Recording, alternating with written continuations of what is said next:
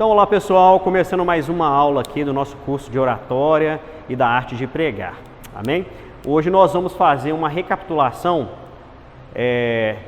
do conteúdo das duas primeiras aulas. Por quê?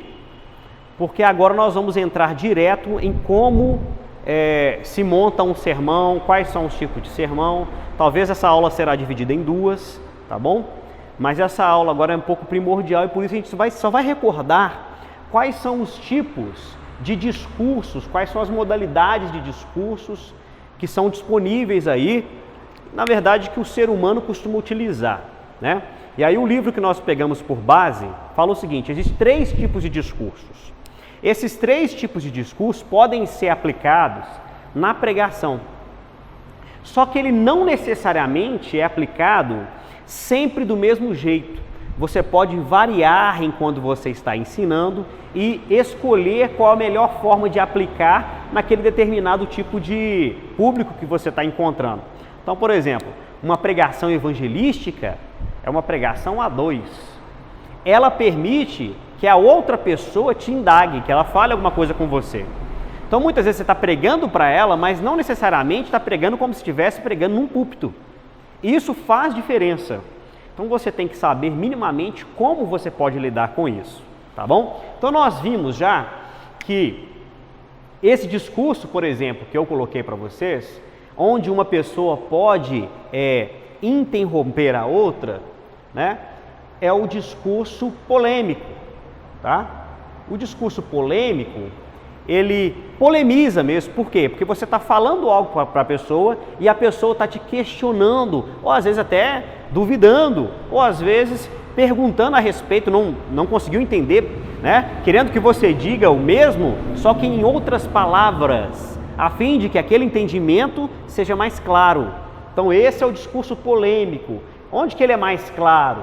Em uma conversa entre amigos, mas ainda se configura como uma pregação. Por isso que nós devemos aprender. Depois disso, olha só, o discurso lúdico. O que é discurso lúdico? Esse já consegue se dar num púlpito. Quando você recebeu a oportunidade para pregar, e ao invés de pregar diretamente, ao invés de você passar um conteúdo para a pessoa que você está tentando ensinar diretamente, você faz perguntas. Você crê em Jesus?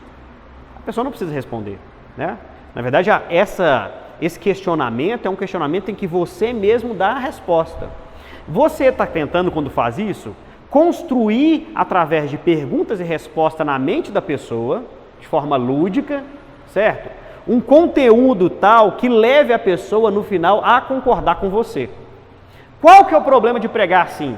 Nada garante que a conclusão dele vai ser a mesma que a sua. Então, embora você tenha criado ali uma série de perguntas que, num sentido lógico, chega no final das contas àquela conclusão, a pessoa ela pode pensar no que ela quiser. Então, normalmente, não se prega tanto assim, discurso lúdico, nos púlpitos. Não se prega tanto assim, tá? Mas a gente deve lembrar que tem esse tipo de discurso, tá? O que é o discurso, gente? Discurso é a forma de falar. É a forma de você se impor e de você dizer uma verdade, querer convencer. Então aqui, olha só, no discurso lúdico, ele aparentemente tem menos verdade. O que é menos verdade? Ele tem menos interesse de convencimento. A pessoa entende isso, ela não entende que você está sendo autoritária com ela, não. Ela está entendendo que você está tentando mostrar um ponto de vista, mas não que você queira efetivamente convencê-la daquilo que você está falando. Por quê? Porque o seu discurso, quando você trabalha ele para a pessoa, fala ele para a pessoa ou para o seu público, você não é tão autoritário. Então parece, assim, dá um exemplo, se você estiver trabalhando numa igreja e você vê que tem um tipo de resistência na igreja, muitas vezes você pode usar esse discurso mais democrático para quê? Para tentar amenizar a resistência, né? Isso acontece muito em grupo de jovens, né? Que tem aquele grupinho assim, talvez é mais crítico, né? Ou que é mais assim, como é que se diz? A sala de aula a gente vê isso acontecendo. né? Tem alunos lá que são mais resistentes, aí você começa a fazer pergunta para ele, olha só, mas isso aqui, ele vai tentando fazer ele pensar. Para quê? Para que sem que ele perceba, você esteja ganhando o quê? Ganhando a sua mente e fazendo com que ele concorde com você, tá bom? Então ele tem menos, ele aparentemente demonstra ter menos vontade de convencer, isso que é ter menos verdade, tá bom? E aí o discurso que é mais utilizado nas igrejas é o discurso autoritário. Esse discurso autoritário, que é o que a maioria de nós usamos, que é forma de falar, tá? É a pregação. Ele tem um desejo claro de convencimento. Ele tem um desejo claro de levar a outra pessoa a concordar. Ele também pode trabalhar perguntas, assim como o lúdico. Pode trabalhar perguntas. Só que aqui, no discurso autoritário, as perguntas, elas são automaticamente respondidas. Você não faz uma pergunta e deixa a pessoa tentar discernir aquilo que você está dizendo, não. Quando você faz a pergunta, você já vem com a resposta. E a resposta que você vem com ela é de tal forma que não dá possibilidade de outra resolução para ela. A resposta tem que ser a sua resposta. Né? Você levanta a pergunta, já dá a resposta de tal forma que a pessoa não possa criar na mente dela. Então, essa aqui é uma forma mais direta do pregador ter a certeza de que o seu ouvinte ele vai levar consigo a mensagem que você quer que ele leve. Mas mesmo assim, pode ser que existam dentro da igreja, né, pessoas que são mais críticas. E essas pessoas elas podem ser levadas a uma compreensão diferente da sua. Mesmo assim, mesmo você tendo toda a ressalva, criando todo tipo de argumento para que isso não aconteça. Isso pode acontecer mesmo assim, né? Pode ter um outro tipo de interpretação. E aí nós falamos a respeito do ruído, né? O processo comunicativo tem duas pessoas. Eu sou um que falo, você é outro que escuta. Mas muitas vezes você divaga na sua mente, ou tem na igreja alguém que está do seu lado, te cutuca, que te conversa com você, ou alguém que está conversando atrás de você e tira a sua atenção um pouco e isso prejudica o seu entendimento. Isso pode fazer no final das contas, no final da pregação, pelo fato de você não ter escutado completamente a mensagem, você ter uma interpretação diferente daquela que o pregador quis que você tinha. Então o pregador tem que saber que essas coisas podem atrapalhar ele. Por isso que nas outras aulas nós demos aqui dicas de como você pode trabalhar o seu desempenho enquanto uma pessoa que está na frente de um público para poder o quê? Diminuir a capacidade das pessoas perderem a atenção enquanto você fala. Então aí, por isso que a gente tem as outras aulas. Então, se você está entrando agora, você tem que ver as outras aulas. Para quê? Saber lidar diante das pessoas a fim de que ganhar a atenção delas da melhor forma possível, tá bom? Olha só, então o discurso autoritário é a pregação de fato, ela tem um desejo de convencer, ele é o que? É um discurso impositivo, não tem outra conversa, é isso aqui, essa é a palavra de Deus. Agora, isso é o que? Uma voz de autoridade, uma voz de autoridade. Agora, essa voz de autoridade, em se tratando de pregação, quando você vai pregar, você tem que sempre deixar claro que essa palavra aqui, ó, é de Deus. E você não consegue fazer isso por si mesmo. Não é o seu próprio talento e a sua própria qualidade enquanto orador que vai fazer com que as pessoas interpretem aquilo que você prega como a palavra de Deus. É a sua vida espiritual com Deus. Você tem que buscar a Deus de tal forma que quando você vier para a igreja trazendo a mensagem, você peça a Deus, não é a minha mensagem, é o Senhor, é uma responsabilidade que eu estou assumindo diante da igreja, mas é em teu nome. Várias vezes eu já falei com Deus, antes de subir no púlpito para pregar, Deus, não deixa eu subir ali se o Senhor não for comigo. Se o Senhor não for comigo, e mesmo aqui, onde eu sou pastor, a igreja, né, que eu mesmo fundei, eu não prego sem ter isso em mente. E isso faz toda a diferença. Então, toda vez que você vai pregar, você tem que falar, Deus, é a tua palavra, é a tua mensagem. Sobe comigo e me dá o teu direcionamento. Para que a palavra que saia de mim não seja minha, mas seja a tua palavra viva. Faça o Senhor a tua obra através de mim. Fica comigo, Senhor. E aí você prega, tá? Então, o ideal é que você pregue assim. Por quê? Porque pode ser que você pregue e você mesmo não sinta nada de Deus. Não sinta nada de Deus.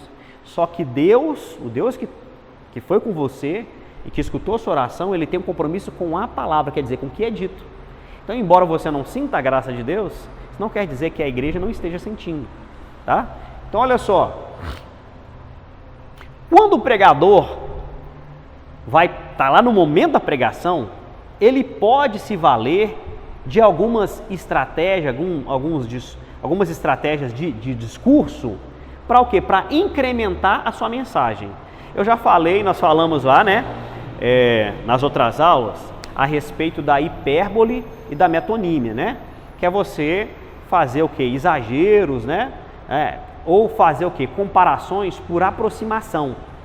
Então são essas duas coisas. Então tá nas outras aulas, assista as outras aulas. Só que você pode se valer também de estereótipos. O que é um estereótipo? Verdades consagradas. Você usar frases de efeito e de verdades consagradas. Quando que você deve fazer isso? O pastor está ensinando técnicas, não sei o quê. Não. Você tem que saber da técnica. O momento de aplicar técnica é Deus que tem que dirigir. Tá? Você está lá pregando, Deus te toca. Pelo menos comigo acontece assim. Isso acontece com quem tem vida com Deus. Agora, você quer aprender a pregar e não quer ter vida com Deus, para o curso aqui agora, vai cuidar da sua vida. Porque não faz sentido. Tá? Nós não estamos falando aqui de simplesmente um discurso para qualquer tipo de plateia. Está falando para pregar para a igreja de Deus. Então tem que ter um compromisso com Deus para isso também. Tá? Mas você pode usar frases de efeito. Deus pode te revelar no momento uma frase de efeito que você vai guardar. Você vai dizer, olha que frase bonita que Deus me deu. O que eu vou fazer? Quando eu for pregar de novo, eu vou usar isso aqui. Que Deus dá coisas novas para a gente, enquanto a gente está nessa experiência de entregar o texto, a palavra que Ele nos deu para a igreja. Tá? E aí você pode usar de novo. Mas o que seriam essas verdades consagradas? Por exemplo, é você dizer, a família que ora unida, permanece unida. Uma verdade consagrada. Quem ora, fica unido. Quem serve a Deus em união, permanece em união. Quem está ligado, aliançado com Deus, permanece com Deus. Então, uma forma de você falar isso. Está entendendo? O cristão que serve a Deus, o cristão que é fiel, ele pode passar por dificuldade, mas ele nunca é abandonado pelo seu Deus. Nunca. É uma verdade consagrada. Quem é que vai discutir com você se você falar um negócio desse? Né? Então você pode se valer dessas coisas no momento da pregação. Depois disso, criação de inimigos. Então você está lá ensinando. Então, sabe que Satanás veio para matar, roubar e destruir. O maior inimigo que nós temos é ele. Certo? Você pode criar um inimigo, né? Na mensagem, você cria, a pessoa desperta. Pera aí, meu irmão, você está achando o quê? Você está vivendo a sua vida aí, você está achando que a vida é só flores? Você está achando que você não tem nada que se opõe à sua vida ou àquilo que você faz?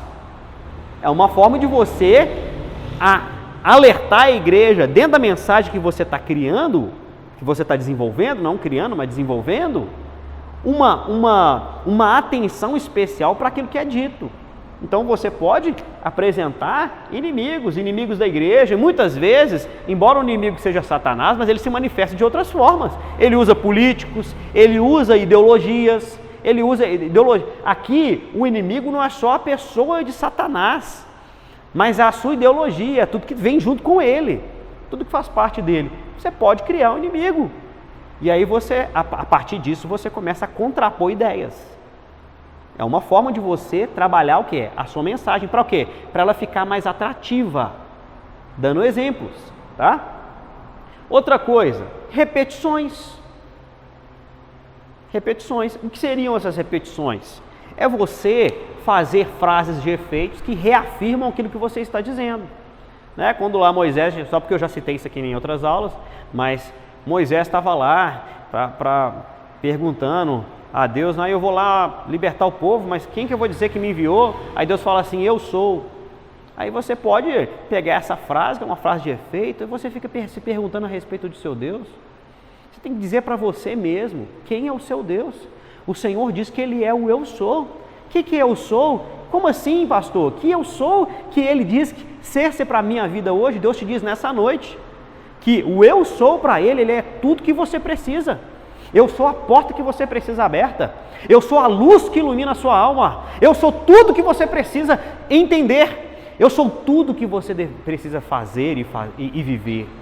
Deus é tudo que você precisa, meu irmão. Entregue a sua vida ao Senhor. Por que você está preocupando com tantas coisas, sendo que tudo que você precisa é o Senhor? Ele é tudo que você precisa. De uma forma. Você pregou a sua mensagem de uma hora para outra, no finalzinho você quer terminar bonito, né? Você vai, começa e repete. Entendeu? Às vezes você vai pegar, Jesus falou que Ele é a luz do mundo. Que luz do mundo? A luz que ilumina a sua casa, a luz que te abriu uma vez uma porta de trabalho, a luz que te deu aquela bênção que você uma vez orou e recebeu. Ele é a luz que ilumina, Ele é a luz que te salva, Ele é a luz que te levanta, que ilumina, que tira você dessa escuridão que você está vivendo. Entendeu? Você repete e dá um efeito bonito. E esse efeito, irmãos, é o efeito literário. Tá? Quando você vai na literatura, você vê que na literatura isso é muito utilizado, essas repetições. Tá? Quando você vai, por exemplo, para textos mais técnicos, então artigos científicos, aí essas repetições elas não são apropriadas. Por quê? Porque quando você utiliza repetições em textos mais técnicos, você pode até repetir, mas com palavras diferentes. Né? Agora, no discurso verbal, não. No discurso verbal, se você sabe se impor diante do seu público, ele fica bonito de ser escutado. Entendeu? Então fica mais poético a pregação.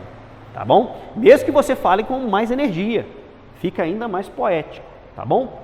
E aí, já falei, mas só para lembrar desse pedaço aqui, o discurso religioso, e porque isso aqui pode ser usado em qualquer tipo de discurso, mas o discurso religioso, ele é um discurso que é concedido por Deus para a sua igreja. Toda vez que a mensagem, ela aparentar ser sua, você vai ter problema para pregar. Toda vez. Se você achar que você é bom, se você achar que você por si só tem autoridade, se você não for humilde, sempre que você pregar, você vai ter problema, porque não vai fluir. E as pessoas, elas estão percebendo, elas têm inteligência, só que além da inteligência, elas têm um Espírito Santo. E aí, é natural que uma ou outra pessoa não concorde com você naquilo que você prega. Por quê? Porque tem que ter o Espírito Santo. Todo mundo que está na igreja tem o Espírito Santo para entender aquela mensagem que é espiritual? Não.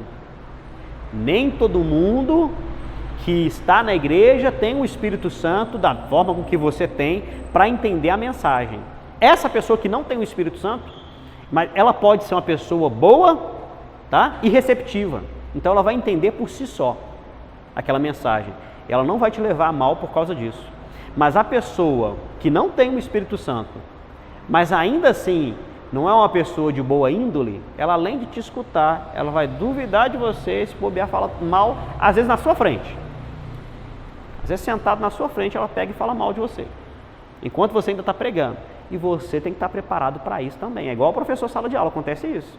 Está lá dando aula, o aluno escuta, acha estranho, ou não concorda, ou tem uma ideia louca na cabeça dele, ele questiona o professor com um amigo do lado, e isso é normal. Tá? Isso é uma coisa normal. Na igreja pode acontecer também? Pode, porque não tem só anjinho na igreja não, irmãos. Tem gente que precisa de libertação. Tá? E é necessário que essas pessoas estejam onde? Na igreja, fazendo a obra de Deus na igreja, ainda desse jeito. É assim, por isso que Jesus falou, ó, deixa o joio crescer junto com o trigo. No dia da ceifa nós damos um jeito deles. É assim que vai acontecer. Deus abençoe que até a colheita, o joio também se torne em trigo. Essa a minha oração, né? Porque nós entendemos que tem joio, mas nós não queremos, eu tenho fé, para que os joios que apareçam na minha igreja se tornem trigo. Né? A minha oração é essa. Porque pastor tem que ser assim, né? O pastor vai ficar escolhendo a ovelha que quer cuidar? Não, meu amigo. A ovelha primeiro não é sua. Você que assumiu a responsabilidade, vai cuidar de todas as ovelhas, as boas e as ruins. as machucadas e as saudáveis, né? As nervosas e as calminhas. É assim que tem que ser. Então, assim, não pode ficar escolhendo, tá? Então, essa é a realidade. Então, o discurso, a pregação, ela tem que ser a verdade de Deus. Para quê? Para produzir fé. É esse que é o ponto. A mensagem tem que produzir fé na pessoa. Para quê? Para fazer ela tomar uma atitude. Por quê? Porque é a fé que a pessoa tem na palavra que é pregada que faz ela tomar uma atitude com relação à própria palavra. Se a pregação ela não gera fé, essa fé que ele faltou na pessoa, a pregação vai entrar aqui e sair aqui. Não, a pregação tem que gerar fé para transformar a vida da pessoa. Tem que fazer ele tomar uma atitude, entendeu? Então, quando você estiver pregando, você tem que ter em mente isso, qual a atitude que essa pregação vai levar as pessoas a terem. O que eu quero, o que o Senhor quer, através dessa mensagem, que as pessoas, como o Senhor quer que essas pessoas reajam. E aí nós temos que buscar do Senhor que isso se concretize. Por meio do quê? Da fé também. Fé na palavra que Deus te deu, fé na sua própria vida com Deus, né? E aí, se você tiver em dificuldade na sua vida espiritual, aí você tem que buscar mais a Deus. Ainda mais quando estiver com data marcada para poder entregar a mensagem. Então, você tem que cumprir aquilo que foi combinado. Vou pregar, vou entregar a mensagem, então eu tenho que me esforçar para fazer isso. Tá? Buscando a Deus. Buscando a Deus sempre. Porque o pregador, ele tem que ter essa dependência do Senhor. Amém? Então, nós vamos finalizar essa aula aqui, porque essa aula é uma aula de revisão, tá bom? Só para a gente continuar explicando a respeito daquilo que é pregação. Então, Deus abençoe a sua vida, tá? Provavelmente não terá atividade nessa aula, mas na próxima aula você vai ter que fazer algumas atividades, tá bom? Deus abençoe a sua vida, o seu ministério e a tua igreja. Amém.